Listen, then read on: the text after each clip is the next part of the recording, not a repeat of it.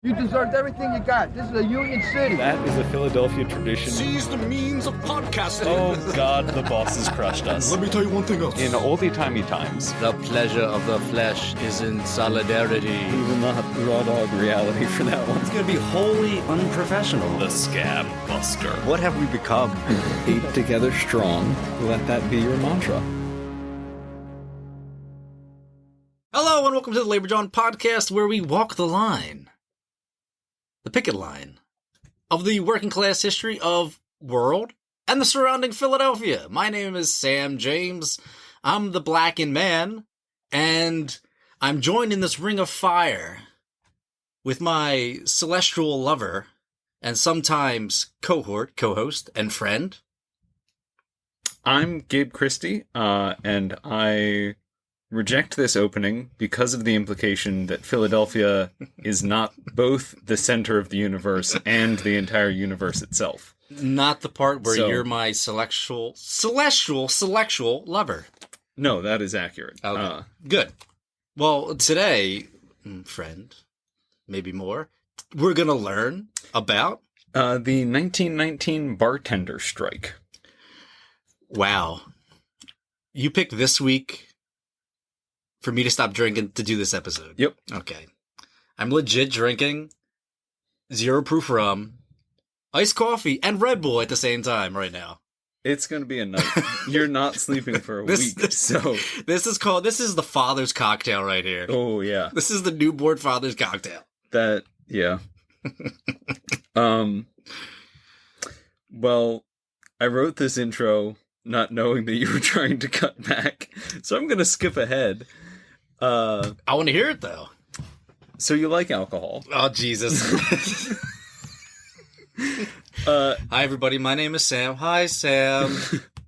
I've been a podcaster for about 11 months. Yay! No, that gets booed. Oh, boo. Yeah. You don't boo at AA, Gabe. You do it, podcaster. PA. Yeah. Okay, so... but in 1919... Okay.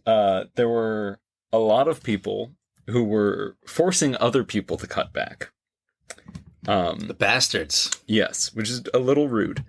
But we should give a little bit of background as to why that happened. Okay. Yeah. Before we go into this whole thing.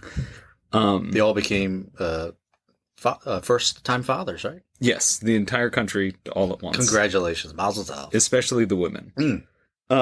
Not drinking has done a number on me, Gabe. Oh, God. And And what's worse is that we're recording this in a literal bar. Yes. Sam's basement. I think you have to charge for it to be a bar. I charge. You just don't pay. That's a fair point. Have you seen your tab, sir? No, and I don't want to. So the first bar in the city was actually founded before the city was chartered. Because Philly was chartered in 1683. Mm-hmm. The first reference we have to a bar in what is now the city of Philadelphia was in 1681. Oh, okay. It was the Blue Anchor Tavern that sat at the mouth of Dock Creek, which is now Dock Street. Ah, all right. So, really, I would say Philly is a bar, or is a series of bars with a city around it, rather than a city with a series of bars. So, throughout the 18th century or the 1700s, taverns, inns, public houses, and ordinaries, which are all names for different types of places that sold alcohol, and they were either serving imported liquors, domestically distilled liquors, wine, or locally brewed beer. There were also a lot of illegal or unlicensed bars, because there wasn't necessarily regulation on the quality of the alcohol being sold, but you had to pay an excise tax. Okay. So people didn't want to do that. You can... Okay. Yeah. There were also, I've heard some references to a lot of these being set up in caves along the Schuylkill and the Delaware. and I don't know where those would have been. Okay. And I don't know if we just like filled them in as we built towards the river or what. We paved the caves. We probably did. But so if you're listening to this and you know where the caves on the Delaware and Schuylkill are, let me know, because we should set up bars in there again. We're very thirsty. Yeah, it would be good. So then as the city industrialized and changed, moving into the 19th century, so too did how people consume liquor. That was a weird way of framing that sentence. But anyway. Well, you're very drunk right now, Gabe, so. On like a quarter of a can of beer. Gabe, you better watch your drinking, bud. That's that zero proof rum. But the way alcohol was served started to change, where you went from like taverns and inns and public houses, which were a mixture of like a restaurant and a bar and a public meeting place, and it was just like a general communal space, to places that were specifically for the serving of alcohol. Mm-hmm.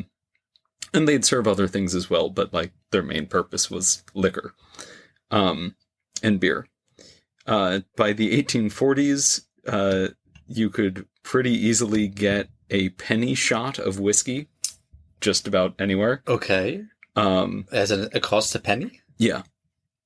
I like that. Yeah. It's like... We should bring that back. We should bring it back. It's like the old school variant of the citywide.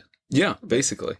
There were two causes for why alcohol was suddenly like so cheaply available. One was they industrialized the production of it. Mm-hmm.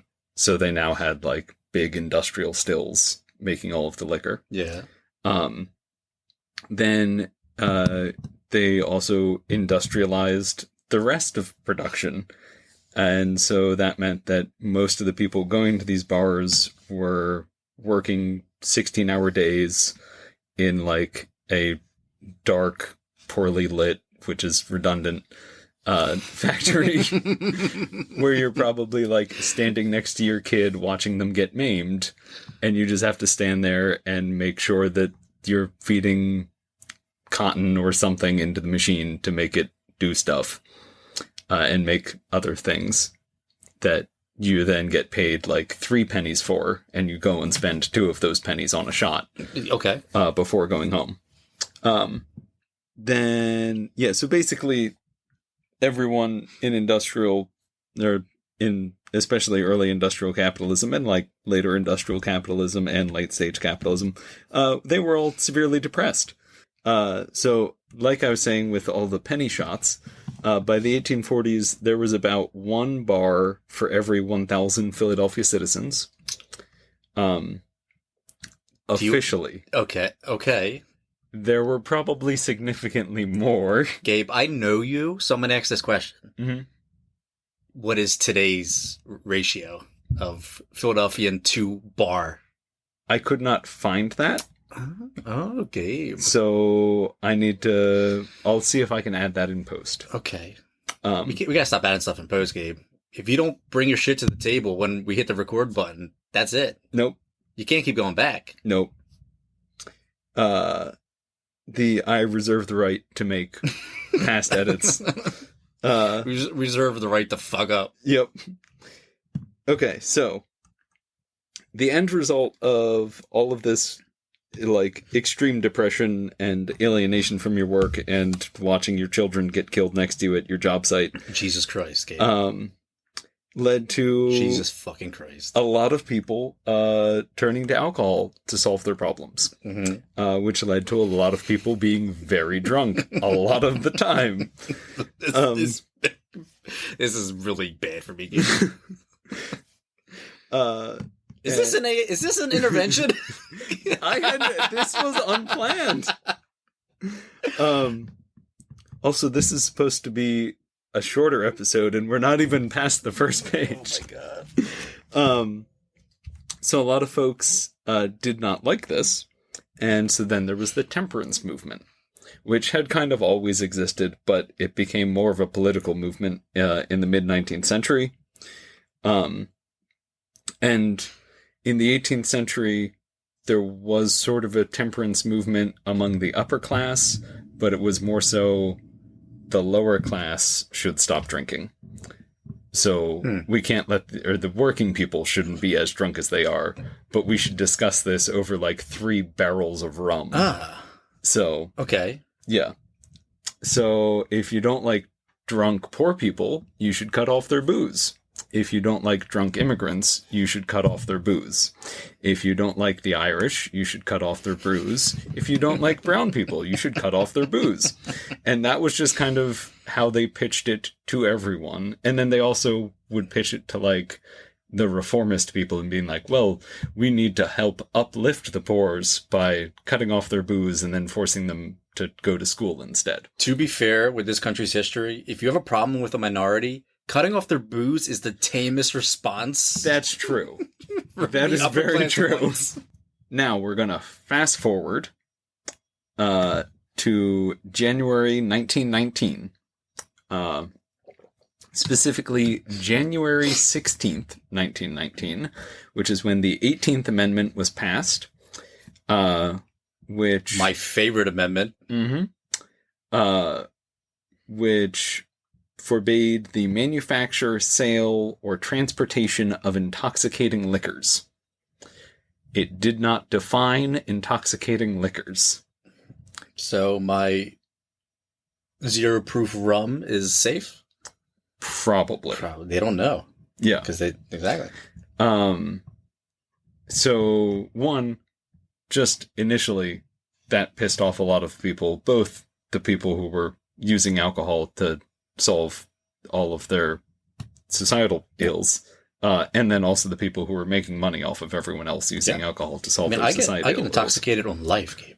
That's a good way to do it. I get drunk on fun and love. I'm quicker on Red Bull and 0 proof rum and iced coffee. Are you smelling colors yet? So, to make matters even more confusing, there was a court case that was ongoing between beer manufacturers and the Department of Justice. Beer manufacturers were claiming that that beer at 2.75% alcohol by volume was non-alcoholic. I wish. Yeah, or non. Right now, I wish. At least that. Non-intoxicating. Okay. And therefore outside of the purview of the 18th Amendment because it wasn't an intoxicating liquor. Yeah, okay. Yeah, that's weird, though. So... I mean, some guys can drink a whole 40 and not get intoxicated, yeah, you know? It's... And honestly, with how much everyone was drinking before 1919, most people's tolerance was probably to the point where, like, they wouldn't notice. It's just water. Every city had its own prohibition laws, none of which really agreed with each other, and it was causing a lot of confusion.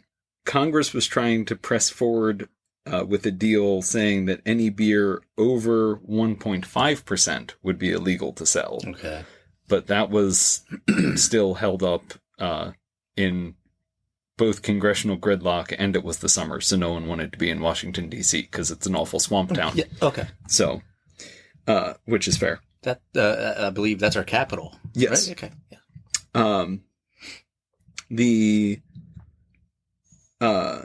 While all of this was going on, the people actually making and selling the beer were terrified that they were all about to lose their jobs. So the bartenders in Philly, knew that they couldn't sell liquor or wine, because within 24 hours of the law being passed, 8 men were arrested, and they had promised to do wholesale arrests if bars continued to serve liquor.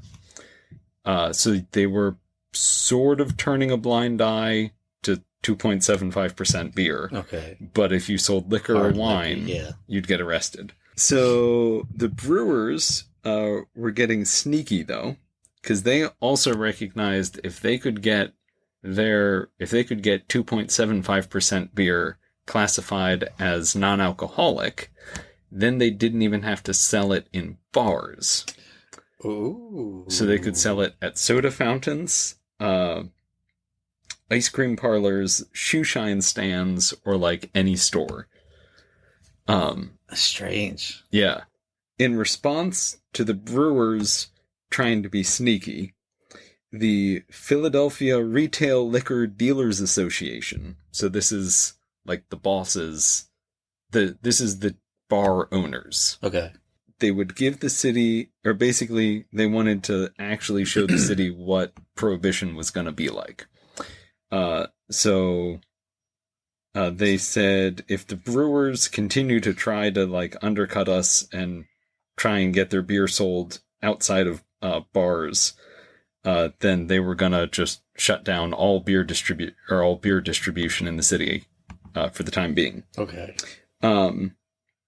The hope was that would lead to public pressure to yell at the brewers to not cheat the liquor distributors. Okay. So the bosses then went to the Bartenders Union to cooperate with them on this and not work for any bar that broke the embargo. And this was... Embargo. I couldn't figure out. They didn't really refer to it anyway. Embargo. Oh. Jesus Christ, I'm fucking tired. I like not drinking. Yeah. You're much quicker Nobody than else does. Nobody else does right now. But this was a weird place where, like, the class interests of the bar owners lined up with their workers because they both wanted the bars to continue to be open. Yeah. I think everybody fucking wanted the bars to be open. Yeah. Yeah, that's the other thing, that like prohibition was pretty like generally unpopular, but there was enough just I don't need to give a shit about my constituents that it passed anyway. Yeah. Not that there's anything like that today. Yeah, you beat me to it, Gabe. Sorry. You built the silky smooth sarcasm of Labor John. Yeah. So also the federal government at this point was trying to use the cases of selling, or trying to use all of the court cases around 2.75% alcohol from Philly as the federal standard. So they were basically all waiting, like, we're not going to enforce this until this one court case out of Philly gets decided. I still want, and then we'll figure this out. I want to know how they came up with 2.7, or what, it was 2.7? 2.75. 2.75. Yeah. How did they get that number? I have no idea. They're just like, hey, Todd, can you just drink this? All right, can you drink this? Are you intoxicated yet? Yeah. 37.8. All right, we'll cut it off there. Basically, the result of what was going to happen in Philly would end up affecting how prohibition got enforced across the country. Okay. On July 4th, 1919, the retail liquor distributors were all trying to pressure the brewers. The president of the Distributors Association was supplying the district attorney in Philly with a list of saloons to target because they were selling liquor illegally. Then finally the Bartenders Union came out and made a statement that they would advise their members not to work at any saloon serving illegal alcohol. That was both sort of solidarity with the owners and also just like, don't get yourself arrested. Yeah. So be safe. Then they had the Bartenders Union then had a meeting on July 7th, where they passed a resolution imposing a fine of $100 on any bartender who went to work for any saloon, regardless of whether or not they sold 2.75% beer, non-beer, soda, or anything. Jeez. So this was, they basically declared a strike. Yeah. They didn't like officially say that they were going on strike, and they didn't set up pickets, but they basically said, we will fine you if you go and work for this place, or if you basically go to work. Okay.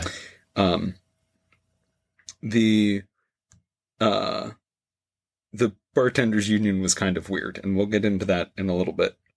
So even though it was kind of a weird strike, I'm just going to refer to it as a strike because that's how it got referred to in the papers, but it was weird. On the 8th July, 1919, the strike began. And it basically... It would be easier for me if you did air quotation marks. The strike. Thank you. And it was... And I will let everybody know when you make those air quotation marks. Good. Thank you. That is very important. Now I'm going to try and get through the rest of this without saying strike. Because it's not a strike, Gabe. So then it was basically a general strike of bartenders. Air quotation marks. Thank you. Across the city, which left the city without anyone to serve alcohol. Now, the police stated that oh, God. On the 7th, there were 435 saloons in operation in the city. But on the 8th, when the strike was on, they stated that there were the same number of saloons still open. So it wasn't clear who was working at the saloons. But I think they were open, probably serving food, and they might have had like a soda jockey there, but the bartenders union wasn't working. So there wasn't anyone licensed to sell alcohol. If a saloon is empty, is it still open? So questions for the sages. So Brewer's court case was still ongoing throughout all of this. Then on the 10th, it was revealed, or the bartenders union revealed that they had been keeping tabs on saloon operators who were breaking with the agreement and had been selling hard liquor. So this is a really weird situation where the workers on strike are working with the feds to rat on their bosses. And it was a weird time. So maybe we should just keep the air quotation marks up for the rest of the episode. Yeah. Assume that everything is in air quotes. Assume air quotation marks. Yeah. So, and this is also getting into, I want to get briefly into the bartenders union being weird, or I shouldn't say weird. They were just a very conservative union, even for like 1919. Uh-huh. So, during the strike, there was a reporter that came to visit the Bartenders Union Hall, which was an old mansion up on North Broad, with a very large library and a fancy carved lots of fancy carved mahogany chairs. Okay, which they noted. So a reporter was allowed in. He was greeted by a doorman and shown in, and he observed members reading a magazine noted for its conservative appeal and wholesome Americanness. Okay. Yeah, so they were also reading newspaper editorials, and one of them was reading President Wilson's addresses.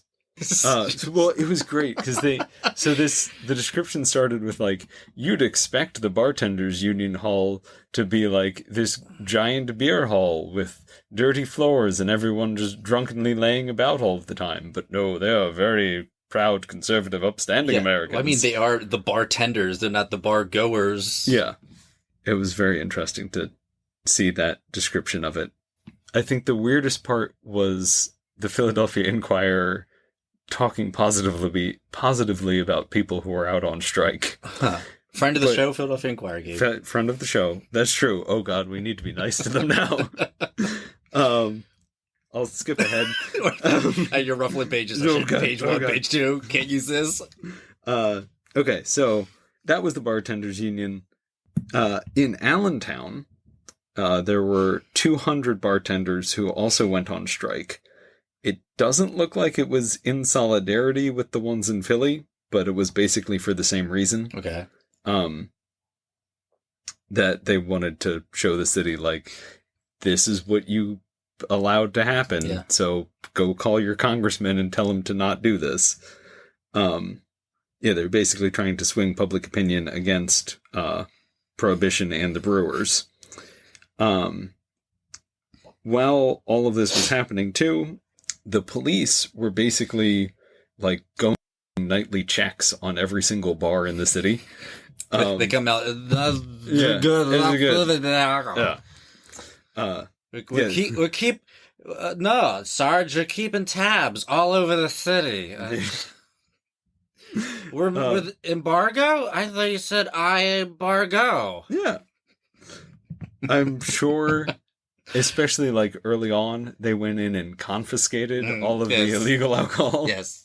That's why they always had to take the pictures of them taking the pickaxe to the barrels. Yeah. So there wasn't like, we're not drinking this. You destroy one barrel. What you didn't see was the guy with the other barrel in the sewer collecting all the alcohol, who was head of the police union. Yeah. The mole people that live under the city were very happy. Yeah. That's who got prohibition passed. Elliot Ness is under there going to this fella. I got you bastards. I pulled a sneaky on you. So basically they were doing checks on every saloon. They also had a running list of everyone selling 2.75% beer, so that once the court case was decided, if it came out that was illegal, they would go and immediately round everyone up. The cops knew that you were probably doing something illegal, but it wasn't officially illegal. Yeah, so they're just waiting. They're like checking their watch and like, come on. Yeah. Let's go. Yeah.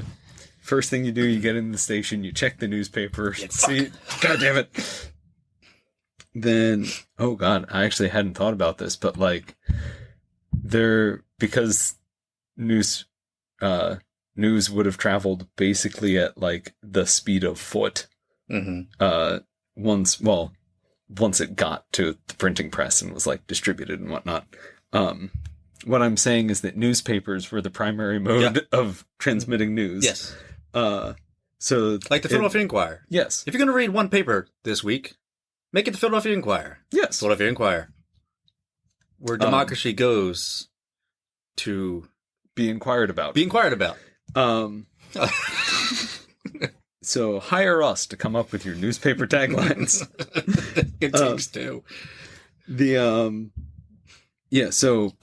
you have the situation where like, if you didn't check the morning paper going into work, you could just end up getting arrested by the end of the day. Yeah.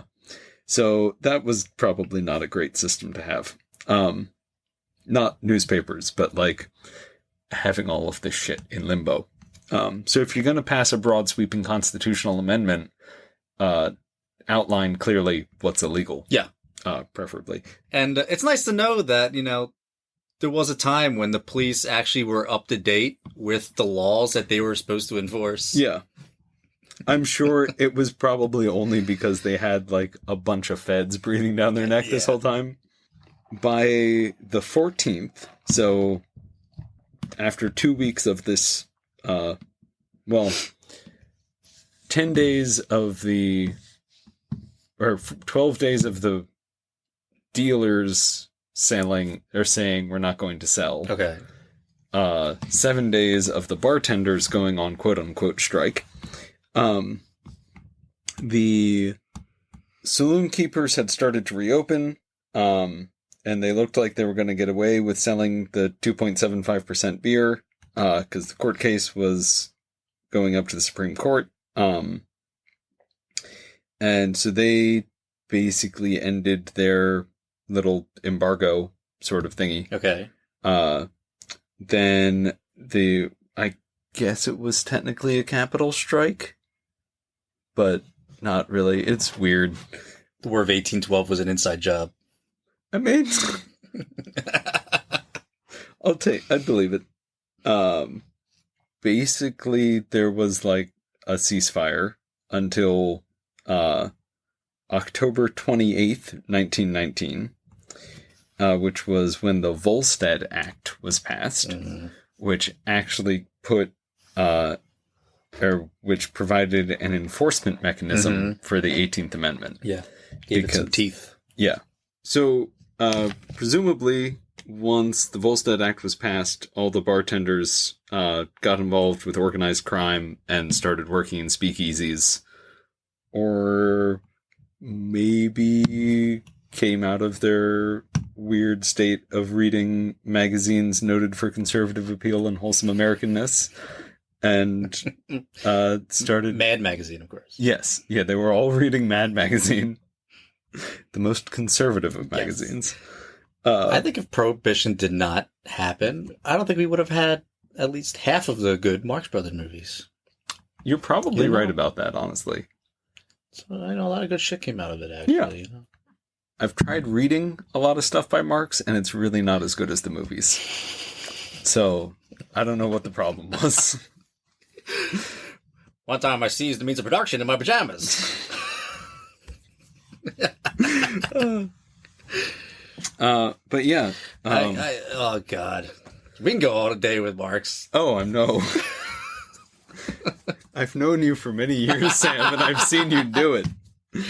You never seen me doing Marx sober, though. That was the 1919 Bartenders Strike. And I'm going to try and close out this episode.